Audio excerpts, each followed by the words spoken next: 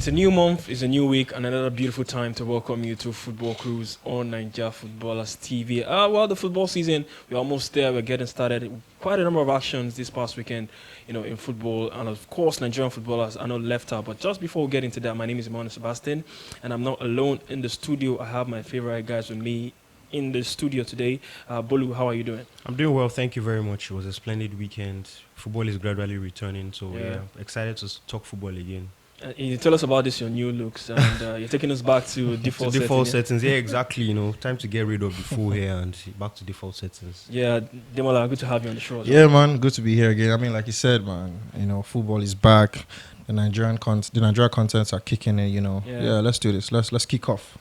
Well, like we've been saying, football is back. Nigerian players are not left out this past weekend, but just after this break, we're taking few picks from the bunch, and we'll do justice to that on the show. Don't you go anywhere.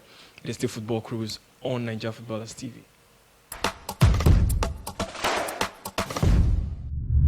Welcome back, guys. It is still Football Cruise on Nigerian Footballers TV. Just before we went on that break, guys, we're talking about Nigerian footballers who, were, very much in action this past weekend. And, guys, Joe Aribo, we might want to say it's a preseason game, but I mean, your first game at the St. Mary's, what a way to light up the stadium.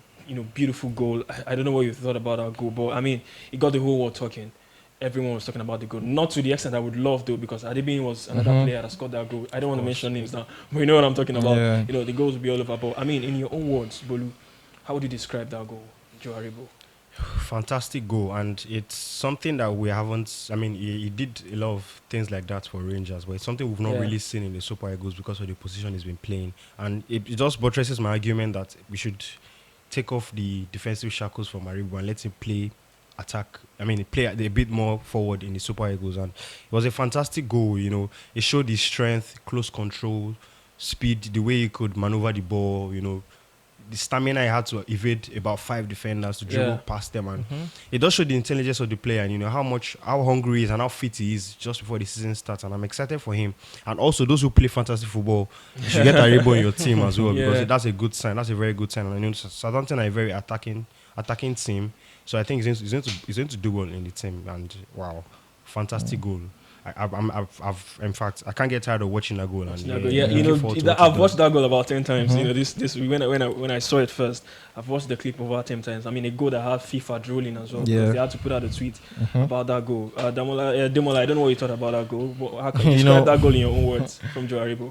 When I saw the goal, I was like, if Lionel Messi thinks he can just disguise as Joe Aribo with dreads, and he's joking because that was out of this world, and like Bolu said, man, we actually haven't seen that in a long time, we saw the breakout season of Kelechi at Leicester, but for Joe Aribo to make that statement of introduction, like, Saints fans, I'm here now, and even after the goal, man, he couldn't even run around celebrating as much because he showed, the physical, impact, that had upon him, taking like 5 players, and you kept on asking, is he going to lose the ball? Is he going to lose the ball? And the finish, man, because there are a lot of times you see players take down defenders like that, but they end up missing, for him to place it at that left, corner, and it was ecstatic. It was fantastic, and I think it's going to be a great add-on for them. Anyways, I'm pretty sure we're going to go into that. From where you left off, talking about him being a good add-on for Southampton. I mean, it's good to see all this coming together now for Joe Aribo. On his social media, he put out a video about his road to the Premier League, how it all started for him. What caught me was when he was presented with the number 10 jersey for the Super Eagles. He said something that he was surprised he wasn't sure that was a shirt, because I mean, of course, number 10 is in Super Eagles, historic number as well. So, but I mean, he's been given the number 7 jersey at Southampton. And he's got his first goal at St. Mary's, beautiful goal that we all want to see. This begs the question: how big of an impact do you think he's going to make for Southampton in the Premier League? He's always wanted to play in the Premier League. It's a dream come true for him. Getting that dream, achieving it at the end of the day. How do you think this is going to spoil him to the season, and how big of an impact is he going to make for Southampton? For a player like Joe, I think one of the what's the word? The confusion, let me put it that way, we've had as Nigerians in the Super Eagles side is that what exactly can this guy do on the pitch? What exactly is he able to do? And I feel like from even as far back as the defensive midfield, into the center, into the attacking, he's everywhere. Even And I think, yeah, exactly. And I think that's a great add-on for someone like Ralph Hasenanto, because he's a great manager himself. He's a really good manager. Southampton finishing, 15th, was it 14th or 15th last season, and I think they're really going to get a lot from him. We saw his performance with Rangers, about 18 goal contributions in over 45 appearances last season. So, and it's a bargain, man. 7.5 million. Good bargain. Yeah. It's a great bargain, because I think transfer markets values him about 10 or 11. So if you put that in context, you see how great of an add-on that is. And to make such a statement with such goal, it says a lot. And right now, I just can't wait to see what he has to bring to the Southampton side this season. But I trust it's going to be a good one, and I trust Ralph to make the most of his presence. Definitely. So definitely. Bolus, when he got a move to Southampton, quite a number of Nigerians were not happy that he was Southampton at the end of the day. Myself as well, to be honest, I was expecting maybe a bigger club than Southampton. But at the end of the day, Southampton, they've established themselves as a Premier League team in recent years. Over the years. So, how big of an impact do you think Aribo will make for Southampton? And where do you see him being utilized the most in that Southampton setup? I think he's going to be a very impactful player, because if you look at Southampton in the last few years, they always have that one marquee player that's, is always the shiny player that they always sell on for a huge profit to a bigger club. They've had Mane, Van Dijk over the years. They've had Luke Shaw. So I think Joe Aribo is the current guy. He's going to be that guy that in the next 2-3 years, they're going to have to sell for a huge amount of money. And Aribo has the talent. He definitely has the talent. He's a very special player. If you look at his career story so far, if you look at his personality, he's a very special player, and he has so much talent. And now he has the platform to actually produce that on a consistent level in the Premier League for everybody to see. And I'm very happy for him, because it's going to help him in the national team as well.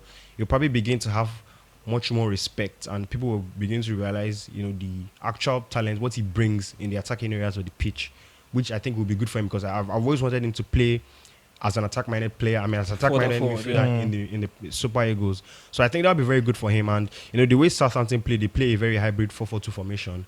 The 4 in the middle is more of a 2-2, where 2 defensive midfielders and 2 attacking midfielders. And I think Aribo is one of those 2 guys who acts as a 10-stroke a winger on the wing. On one of the sides. So it's more like a half 10, half space. So I think it's going to be very good for him, because he can cut in, like we saw in his goal. He can cut in and try to do all that. And I think it's going to be very good for him. It's going to be fantastic for him. Hopefully, it feels like we're overreacting over one preseason goal, but I think Aribo is perfect for us. We have to talk about it. We have to talk about that. Because like you said, man, if it was someone else, we have to talk about that goal. If it was someone else, we all know how the media is going to be right now. So let's celebrate what's ours, man. The game is all about numbers, and for a player like Joe Aribo, you have to look at his numbers, what he produced at the end of the season. You have to sit back and look at, how many goals, how many assists. Is there a particular number in your head, like number of goals, number of assists, goal contributions you want to see from Joe Aribo come the end of the Premier League season? I don't want to put a number. No European competition for Southampton, just no European the league just and Premier cup League. competitions and all that. Yes. I don't want to put a certain number, because that would be even Aribo himself wouldn't tell you a certain number. Yeah. But I think he would have a decent goal and assist return. Southampton have recently they've not really had a star player who supplies all the goals and assists. They've mostly relied on James Ward-Prowse, their captain, to produce goals from set pieces and all that. So I think Aribo will be that guy that's they look to for inspiration, either to assist or to create something out of nothing, like he did for that goal. So I think he's going to be very, very important for that team. Yeah, Demola, for you, still on Aribo. Do you want to put any number? I'm going to expect the manager to make the most of him. In terms of putting a number to it, first of all, I'd like to say the Premier League is not the Scottish League, but I would expect to see at least 8 to 10 goal contributions, if he stays healthy, because we all know how the Premier League can be. Yeah. So I won't be shy of putting a number to it. So I expect there are about 10 goal contributions, either way, ratio, assist or goals. But definitely. Bolo, so you wouldn't want to put a number. You would want to put a number. I think me as well. I want to put a number as well. You said 10, so combined goal assist 10. Yeah. Okay, I think that should be decent for his first season in Premier League. I think I'll go with that same number as well, because I was actually thinking of about 15. Maybe I'm exactly. I don't want to put a number that is too low, because he had like 18, 19. Because yeah, if he altogether. needs to add that to his Yeah. game, he needs to produce the numbers, the goals. And assists. like you said, there are no continental competitions, Yeah. so less fatigue, lesser games. I think I expect him to play all 38 games because Aribo played 70 games last year for club and country, so he's a very fit player, very durable. So I think being a bit of a utility player, that's a lot. Yeah, that's a lot, exactly. Especially in the Premier League. Yeah, playing just Premier League football every once a week, and then maybe cup competitions during the week. I think Aribo can do that. He's a very fit player. I think he'll be able to appear in all the games. He'll be a very key player for them, and I think that will help him to be able to jack up his numbers. And all right, while we pray he has a good season in the Premier League, let's talk about his former teammate now, Rangers, Calvin Bassey. And I mean, what a debut! What an introduction! That's what an introduction. That's a debut to forget for Calvin Bassey. I mean, a cup final in the Netherlands, Ajax, PSV. Coming off the bench, less than 20 minutes, he got a red card. I don't think that's debatable. We all saw the tackle. It was a clear stamp. Yes. The referee had to go. It was yellow initially, but the referee had to go to the VAR and change the decision to a red card. Now, how crucial would this be for Calvin Bassey heading into the new season? The manager has come out to admit here that it was fair enough, it was a red card tackle. But, talking about the man himself now, how do you think this is going to affect his season moving forward? I think Calvin Bassey is obviously a very talented young defender. We all saw what he can do, and we're all looking forward to what he would still do in the future. And I think that red card would be, for him personally, coming on in the second half of a Super Cup match, a cup match. I mean, and they were trying to get the win at that point. I think they were still tied, and they were trying to win the game. And he came in as young player, new player, home debut.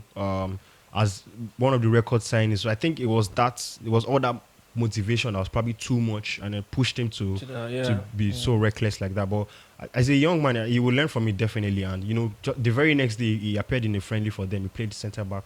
And I think, he would learn from it definitely, and he would be all the better for that. I'm very sure of that. Okay, so the booking takes effect on the first game of the season. Yeah, all right, okay. But do you think, Demola, for you it's going to affect him moving forward? Like you said, for him to come back and play the next day in another game. But I mean, a debut, a red card, it doesn't sound really, really good. I mean, it depends on how you look at it, man. If I was if I was Calvin Bassey, I would say for me that's a statement, man. Like I'm not here to play. Yeah. I'm not here for nonsense. I'm not here to waste my time. Yeah, it's a red card, but looking at the fierce nature of the introduction. So, but I think it's gonna play a lot in his head, and it's up to him to not let it sink in, and it's up to him to shake it off. We've had players come back, from international games or from injuries, and then the first thing they get is a red card. Reminds me of when Partey came back to Arsenal after knocking out Nigeria, So, but yeah, he should shake it up definitely, and it's part of those hurdles. Maybe it's an early one, but it's one of those things needed. He's still pretty young. He's gonna have a lot to learn, but yeah, he needs to be able to own up to his own. We'll call it a mistake, whatever you want to call it. To just shake it off, and he'll bounce back definitely, because we all know the kind of defender he is. National wise, club wise, we all know what he's done, and we see the potential. And to be in a club like Ajax like that is one for the future, definitely. Yeah, what could have been a better start to his Ajax career, but he ended in defeat for the Ajax team. They lost that game by 5-3, so it was PSV went on to lift that cup trophy. But I mean, Calvin Bassey is going to have a lot of games to put things right. I mean, that's just the preamble into the new season, the cup games, like we also across various countries in Europe this past weekend. So he has a number of games to put things right. He's coming in as a starter. I'm not seeing him as a makeshift player or a substitute player. I mean, they lost Lisandro Martinez, so him coming on is guaranteed place into that team. But I mean, we've seen players who get red card in their first game, and it just affects them mentally. They just don't get to put things right. But I mean, this Calvin Bassey, his first game with the national team, playing in a dominant team like Ajax. Yeah, with Ajax. No, the thing is, when Ajax his first game with the national team, you also saw the critics. When Ajax when they buy a young player, it's because they know this player is one for the future. Because we all know how they do business. We talk about Ajax, talk about Monaco, we talk about Porto, Benfica. We all know this kind of Benfica, this kind of team. So when Ajax gets a player like that, they know that maybe. We all know it will probably lead to a big sale later or something, because we all know how Ajax works. But what's most important is that they see that potential, which we all see, you know, even as football fans. So, yeah, he needs to shake that one off and focus on the future. Definitely. Yeah, another pick of the bunch from this weekend, away from Calvin Bassey, was Zadie Sanchez. Now, this has been talked about enough. He's been talked about a lot as well when it comes to the national team.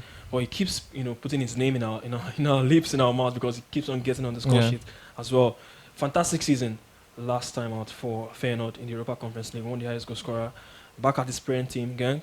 Started the season on fire. 2 games, 3 goals. And 1 assist. And 1 assist, despite being linked. We also, Fabrizio came out to tweet that he's in talks with Cremonese, but they went on to sign another Nigerian. But, he kept his cool, still focused with the team, scoring a lot of goals. I mean, what do you make of the player, Boluka Zadie Sanchez? And do you think he should still move, or he should just just keep doing what he knows how to do and all that? I mean, you said it all. Desas continues to impress us, and you wonder where is all this coming from. He just doesn't seem forced, and he just keeps banging the goals and keeps performing regardless of what happens. And if you remember, after the first game of the season, he himself was expressing his interest in signing for Cremonese, going to Serie A, and the very next weekend he scores 2 goals and drops an assist, and you wonder, wow, what's going on? And that's supposed to be a player whose future is uncertain at Genk.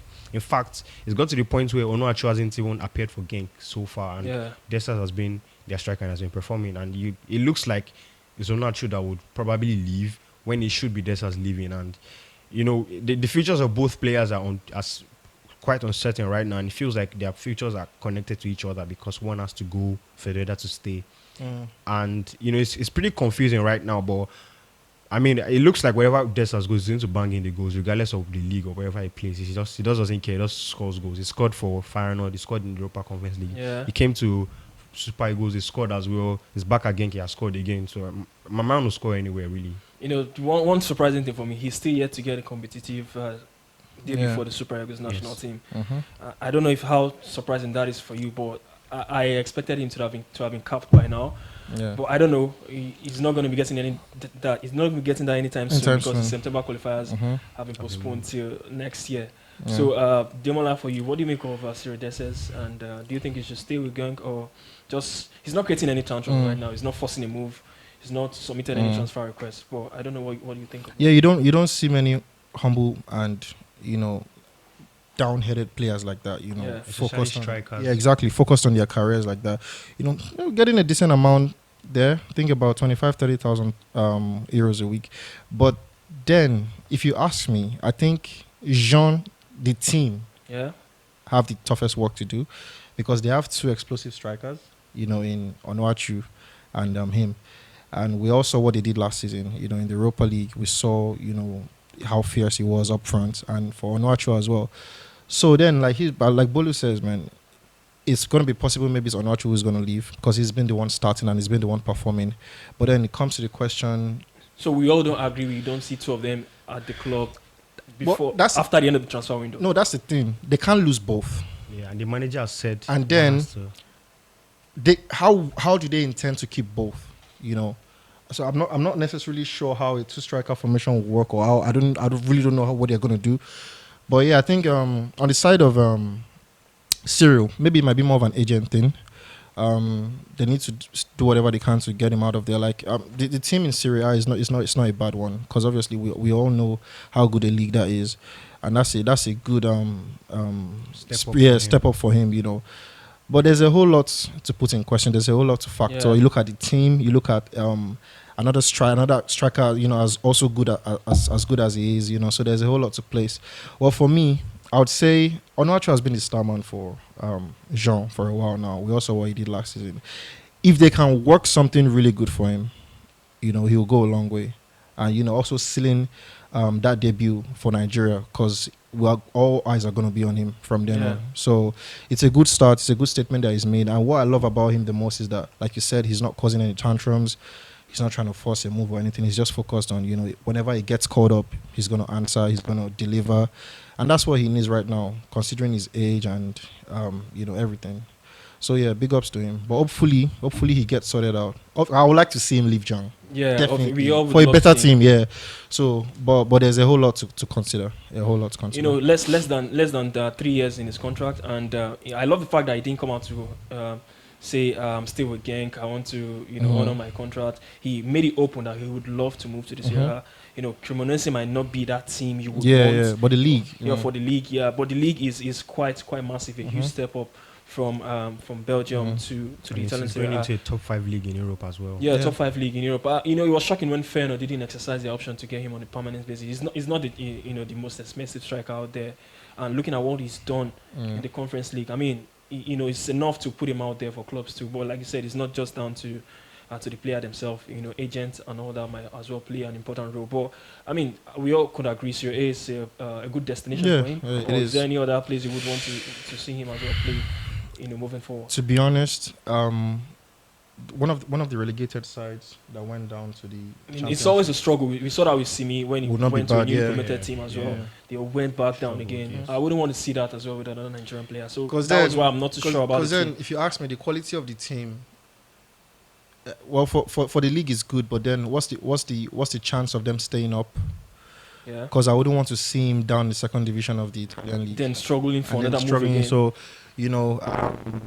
being in Belgium's first league, it's something any Nigerian will dream about. Because at the end of the day, you're in Europe. Yeah. You stand to play a continental tournament, stuff like that. So, which you never really know you can win, and then you go to the Champions League and other stuff like that. So, I think it's not a thing they should rush on, and but he can maximize his options definitely. Yeah, Bolu, Serie A, that's it for you. You wouldn't want any other destination. I mean, anywhere that's good for him, any top 5 league or any higher league than the Belgian league, and if he chooses to stay in Genk, or if situations.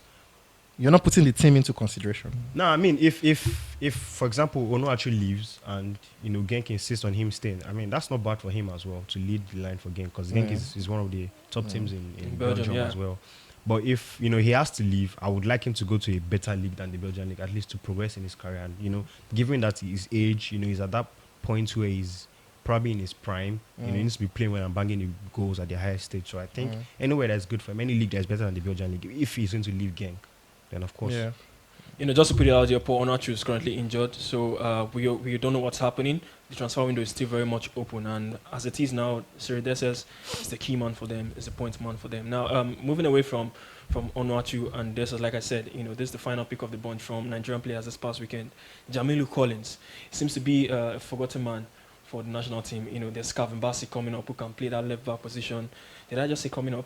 I mean, he's in front of us right now. Zadie Sanchez as well has got that position on lockdown as well, playing for FC Porto.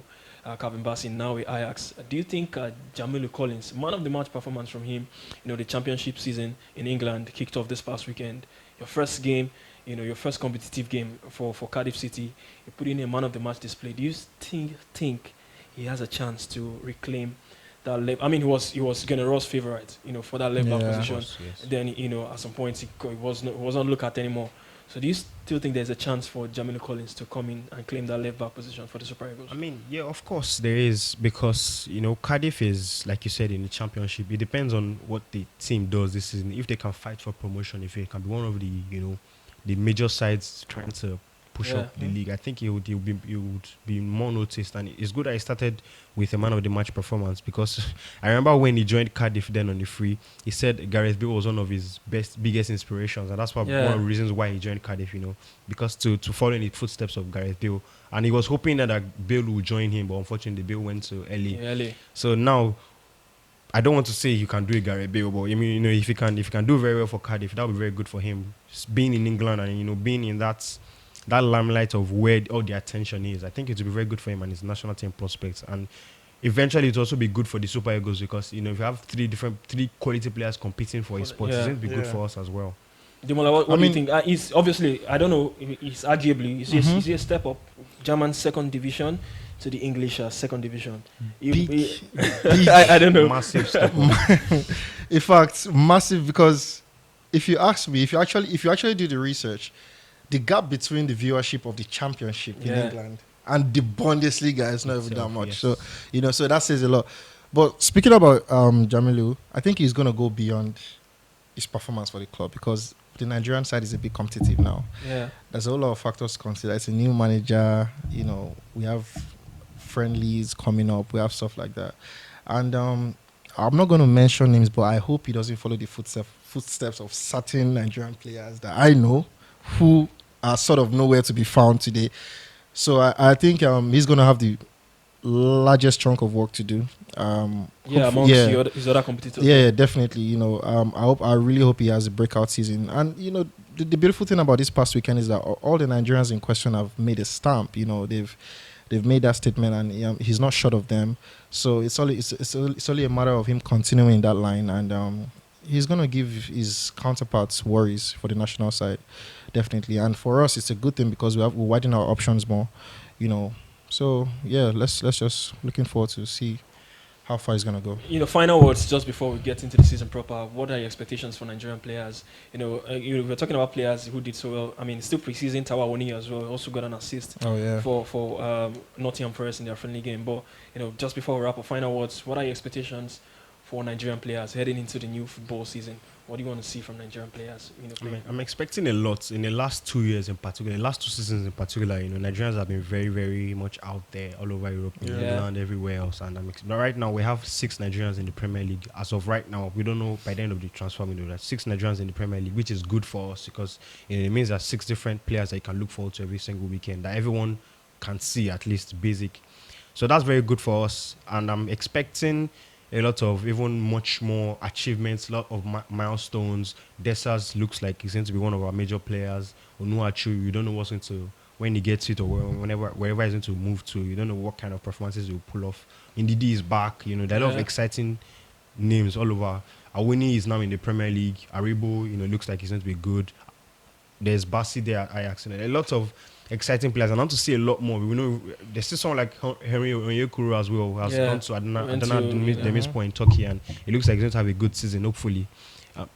Victor Osimhen as well, he's Napoli's penalty taker, so hopefully a few more goals for him as well. So I'm just excited to see Nigerian players doing well as they've done in the last few seasons, and hopefully more of it. A lot more names that we didn't even expect, that we haven't even mentioned, would come up as well, breakthroughs and all that. So I'm excited for them. Excited for all of them. Demola, for you, find out what before we wrap up. Well, if you start to mention the names, man, you will not blame the average Nigerian for wanting to expect something huge. Something huge. Something huge. Like Sabino's. But anyways, man, if you look at it, the last 2-3 years, it's been fantastic. The names we've had out there, and even on the national side, the friendlies, the tournaments we've had, for the first time as a nation, we have that confidence that on paper we have players who is going to boil down to the kind of manager we have to actually implement and make the most of them. But on their club side, I'm expecting a lot this season. I'm not even going to lie to you. Like I give Joe Aribo, I'm expecting nothing less than 10 goal contributions. Hopefully he stays fit and healthy. And that goes on as well for others, Osimhen, Didi, Sino Mankels, a whole lot of them, Taiwan Awoni, which was my most exciting transfer for a Nigerian in the window. When I saw the news, I was ecstatic. And there's a whole lot. This guy in what Emmanuel Dennis. Yeah, Emmanuel Dennis. As well. Hopefully, they don't let the whole drop, boil down on them too much. So, shake themselves or dust themselves up and come back and keep pushing the Nigerian names out there in the world. So definitely. Well, for me, the expectation is always high for Nigerian players, and we are in major leagues now, so the expectations is always going to be high. For me, same. Just do better than what we did last season. Of course, in the Serie A as well, one player I'm really looking forward to is Tyrone Eboyi. He's getting fit now with Empoli, familiar manager as well. So I would want to see him, stay fit and maintain that level of performance. And quickly, another point is that it's one thing to have our players do well on the club side, but hopefully this time moving forward as a nation, we're going to be getting our call-ups right. I'm serious. That's another area, man. Because that's at the end of the day, to what end if our players are doing well on the club side, but when they come home, they don't get caught up. They don't get caught up, or when they're not collective, so it's going to boil down to that as well. So hopefully. We have Joseph Pesero now. He started well, and hopefully things get better. Hopefully things get better from here regarding the Super Eagles. All right, guys, it is still Football Cruise on Nigerian Footballers TV. The football season is, we are almost there. We are almost back, and we'll always do justice to every talking point on the show on Football Cruise. So don't forget to keep it locked with us across all our social media platforms. And if you're watching these on YouTube, don't forget to hit the subscribe button and turn on notification for premium Nigerian football content. My name is Emmanuel Sebastian. Until we come away again next time, it's been a wonderful time on the show with Demola and of course with Bolu on the show. Don't forget, keep it locked till we come away again next time. Keep cruising. Bye-bye.